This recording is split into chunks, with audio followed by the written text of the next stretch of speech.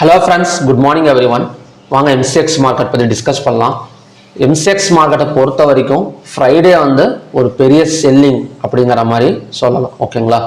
So முதலீட்டாளர்கள் வந்து பார்த்தீங்க அப்படின்னா ஒரு பெரிய அளவில் அமெரிக்கா பங்கு சந்தையிலையும் சரி, gold, silver, crude oil, so எல்லாத்துலேருந்து பணத்தை வந்து வெளியே எடுத்திருக்கிறாங்க அப்படிங்கிற மாதிரி சொல்லலாம்.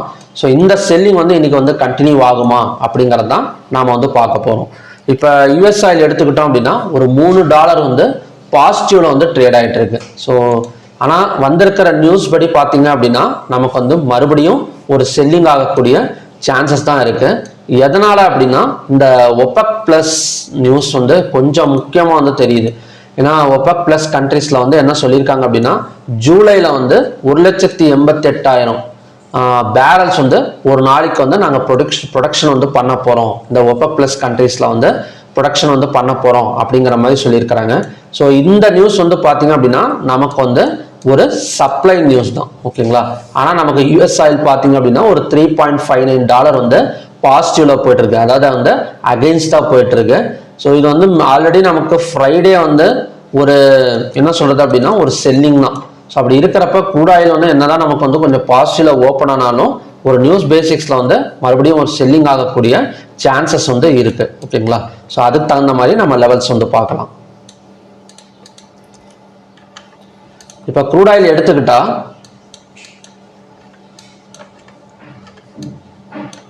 இப்போ இந்த ஜோன் பார்த்தீங்கன்னா தெரியும், கிட்டத்தட்ட ஒரு 228 பாயிண்ட்ஸ் பக்கம் நமக்கு டவுன் ஆயிருக்கு. நான் ரெசிஸ்டன்ஸ் வந்து எப்படி எடுத்திருக்கேன் அப்படின்னா ஒரு பிவோட் பாயிண்ட்டை தான் ரெசிஸ்டன்ஸாக வந்து எடுத்திருக்கேன். ஸோ பிவோட் பாயிண்ட்னா என்னன்னா high plus low plus close divided by 3 கொடுத்துருக்கேன். ஸோ 8,712.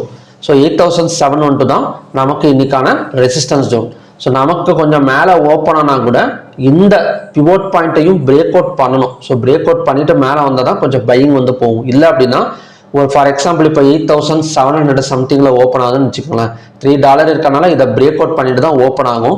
ஸோ நமக்கு வந்து பிரேக் அவுட் பண்ணிட்டு ஓப்பன் ஆனால் கூட நமக்கு செல்லிங் கன்ஃபர்மேஷன் எப்படி கொடுக்கணும் அப்படின்னா இந்த பிவோட் பாயிண்ட்டுக்கு கீழே மறுபடியும் வந்து ஒரு கேண்டில் வந்து க்ளோஸ் வைக்கணும். ஃபார் எக்ஸாம்பிள் இப்போ ஒரு 8,760 ஓப்பன் ஆகுது அப்படின்னா இந்த பிவோட் பாயிண்ட் 8,712க்கு கீழே ஒரு 15 மினிட்ஸ் கேண்டில் க்ளோசிங் வச்சது அப்படின்னா செல் சைடு கன்ஃபர்மேஷன் வந்து கிடைச்சிரும். ஸோ இங்கிருந்து அகைன் வந்து கீழே இறங்கிறதுக்கு சான்சஸ் இருக்கு. 8,574 தான் நமக்கான நெக்ஸ்ட் சப்போர்ட் ஜோன். ஓகேங்களா? ஸோ இப்படி தான் பார்த்தீங்க அப்படின்னா க்ரூட் ஆயில் வந்து இன்னைக்கு நம்ம பார்க்கணும்.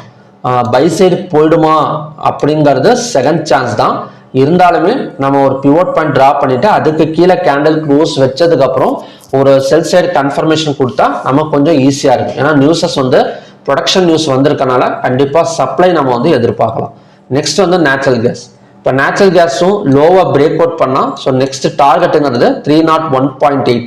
ஸோ ஆல்மோஸ்ட் பார்த்தீங்க அப்படின்னா 308.6ல ட்ரேட் ஆகிட்டு இருக்கு. லோவா பிரேக் அவுட் பண்ணா 301.8ங்கிறதா நமக்கான next support zone. So resistance எடுத்துக்கிட்டா 311.6, நேச்சுரல் கேஸோட ரெசிஸ்டன்ஸ் வந்து 311.6. ஓகே, அடுத்து வந்து கோல்டு பார்க்கலாம். இப்போ கோல்டெல்லாம் மறுபடியும் நமக்கு வந்து இறங்கிக்கிட்டே தாங்க இருக்கு. அதாவது கோல்டு வந்து கிட்டத்தட்ட 3% பக்கம் டவுன் ஆனது. இன்னைக்கு ஓப்பன் ஆயிருக்கிற இடத்துலையும் பார்த்தீங்க அப்படின்னா ஒரு $7 பக்கம் டவுன் ஆயிருக்கு. கோல்டு அண்ட் சில்வர் ரெண்டுமே வந்து ஒரு நெகட்டிவ்ல ஓப்பன் ஆயிருக்கு அப்படிங்கிற மாதிரி சொல்லலாம். ஓகேங்களா?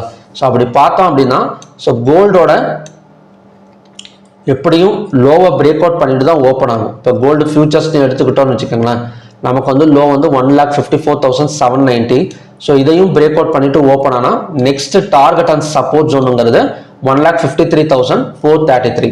ஸோ இந்த சப்போர்ட் ஆல்ரெடி நமக்கு வந்து டபுள் பாட்டம் சப்போர்ட்டா வந்து ஒர்க் அவுட் ஆயிருக்கு. ஸோ இந்த இடத்துல ஸோ அகைன் மறுபடியும் வந்தது அப்படின்னா ஒரு ட்ரிபிள் பாட்டம் சப்போர்ட் வந்து ஒர்க் அவுட் ஆகும். ஸோ அதில் மினிமம் டார்கெட் வந்து எவ்வளோ வந்து வரதுக்கான சான்சஸ் இருக்கு அப்படின்னா ஒரு 1,54,500, ஒரு 1000 பாயிண்ட்ஸ் பக்கம் அந்த சப்போர்ட் ஒர்க் அவுட் ஆகக்கூடிய சான்சஸ் வந்து இருக்கு. நெக்ஸ்ட் வந்து சில்வர். ஸோ சில்வரும் ஆல்மோஸ்ட் நமக்கு வந்து செல்லிங் தான். ஸோ லோவா பிரேக் அவுட் பண்ணால் நெக்ஸ்ட் டார்கெட்டுங்கிறது 2,38,345. ஸோ எப்படி நமக்கு வந்து ஒரு நல்ல ஒரு கேப் டவுன்ல தான் ஓப்பன் ஆகும். ஓகேங்களா? ஸோ இந்த சப்போர்ட்ல ஓப்பன் ஆனால் நமக்கு வந்து பை சான்சஸ் இருக்கு. இல்லையும் இதையும் பிரேக் அவுட் பண்ணிட்டு ஓப்பன் ஆனது அப்படின்னா கண்டினியூஸா நமக்கு வந்து கீழே தான் இருக்கும். ஸோ கோல்டு அண்ட் சில்வரை பொறுத்த வரைக்கும் நமக்கு வந்து ஒரு சின்ன கேப் டவுன் ஓப்பனிங் வந்து பாசிபிலிட்டிஸ் இருக்கு. நெக்ஸ்ட் வந்து காப்பர். ஸோ காப்பர் பார்த்தீங்க அப்படின்னா காப்பரும் நமக்கு வந்து விட்டு வைக்கல. ஸோ கோல்டு சில்வர் மாதிரி காப்பரையும் பார்த்தீங்க அப்படின்னா செல்லிங் வந்து போட்டிருக்கிறாங்க அப்படிங்கிற மாதிரி சொல்லலாம். ஸோ காப்பரோட நெக்ஸ்ட் சப்போர்ட் ஜோனுங்கிறது 1324.75. ஸோ அதே மாதிரி ரெசிஸ்டன்ஸுங்கிறது இந்த ஜோன் தான். ஸோ ரெசிஸ்டன்ஸ் எந்த இடத்த வந்து பிரேக் அவுட் பண்ணிட்டு நமக்கு வந்து கீழே இறங்கியிருக்கோம். ஸோ அகைன் 1342 வந்தால் நமக்கு ஒரு செல்லிங் ஆகக்கூடிய சான்சஸ் வந்து நமக்கு வந்து காப்பரில் வந்து இருக்கு. ஓகேங்களா? ஸோ ஓகே ஃப்ரெண்ட்ஸ், இதுதான் பார்த்தீங்கன்னா இன்னைக்கான எம்சிஎக்ஸ் கண்டிஷன்ஸ். நெக்ஸ்ட் வந்து நம்ம கிஃப்டி நிஃப்டி பார்க்கலாம். ஸோ கிஃப்டி நிஃப்டி நமக்கு வந்து ஒரு 16 பாயிண்ட் மட்டும் ஒரு பாசிட்டிவ்ல வந்து போயிட்டு இருக்கு.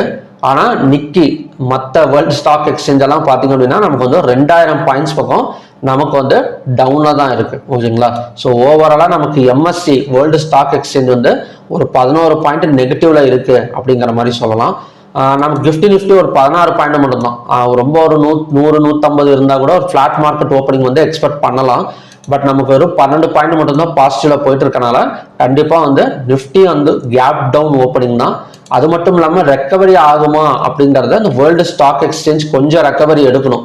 ஒரு 12 பாயிண்ட் நெகட்டிவ்ல போயிட்டு இருக்கனால அங்கங்க ஏதாவது ஒரு நம்ம மார்க்கெட் ஓப்பன் ஆகிறதுக்கு இன்னும் 2 மணி நேரம் இருக்குன்னு வச்சுக்கோங்களேன். ஒரு 9 மணி அப்போ இந்த 12ங்கிறது ஒரு 3-4 அந்த மாதிரி மட்டும் மைனஸ்ல இருந்து ஒரு 10 பாயிண்டோ 8 பாயிண்ட் ரெக்கவரி நடந்தது அப்படின்னா அங்கிருந்து நமக்கு வந்து கொஞ்சம் வந்து பாசிட்டிவ் வந்து ரெக்கவரி இருக்கு. ஓகேங்களா? நிஃப்டியை பொறுத்த வரைக்கும். நெக்ஸ்ட் வந்து ஏடிஆர்.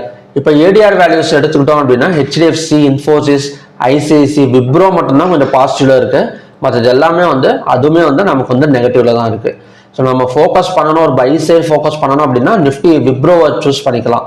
இல்லை அப்படின்னா இந்த ஹெச்டிஎஃப்சி, இன்ஃபோசிஸ், ஐசிஐசி பேங்க் இதெல்லாம் பார்த்தீங்க அப்படின்னா நமக்கு வந்து நெகட்டிவ்ல தான் இருக்கு. ஸோ ஐடி செக்டார் மட்டும் கொஞ்சம் வந்து பாசிட்டிவ் போகிறதுக்கு சான்சஸ் இருக்கே தவிர ஸோ மற்ற செக்டார் எல்லாம் பார்த்தீங்க அப்படின்னா நமக்கு வந்து நெகட்டிவ் க்ளோசிங் தான். ஸோ ரிலையன்ஸ் எடுத்துக்கிட்டாலும் 0.21%. ரிலையன்ஸ் மட்டும் கொஞ்சம் மேலே வருமா அப்படிங்கிறதுல ஒரு இது ஏன்னா ஒப்பக் பிளஸ் கண்ட்ரீஸில் நமக்கு வந்து ஆயில் ப்ரொடக்ஷன் வந்து இன்க்ரீஸ் பண்ணுறதுனால கண்டிப்பாக ரிலையன்ஸ் கொஞ்சம் மேலே வரலாம். ஓகேங்களா? ஸோ ஓகே ஃப்ரெண்ட்ஸ், இதுதான் பார்த்தீங்கன்னா இன்னைக்கான கண்டிஷன்ஸ். க்ரூட் ஆயிலை பொறுத்த வரைக்கும் மறக்காம பிவோட் பாயிண்ட் வந்து ட்ரா பண்ணி வச்சுக்கோங்க. ஸோ அதுதான் நமக்கு வந்து அடுத்த ரெசிஸ்டன்ஸாக வந்து ஒர்க் ஆகும். ஓகே ஃப்ரெண்ட்ஸ், மறுபடியும் பார்த்தீங்க அப்படின்னா இன்னொரு நல்ல ப்ரிடிக்ஷன் வீடியோவில் நான் வந்து உங்களை மீட் பண்ணுறேன். Thank you very much.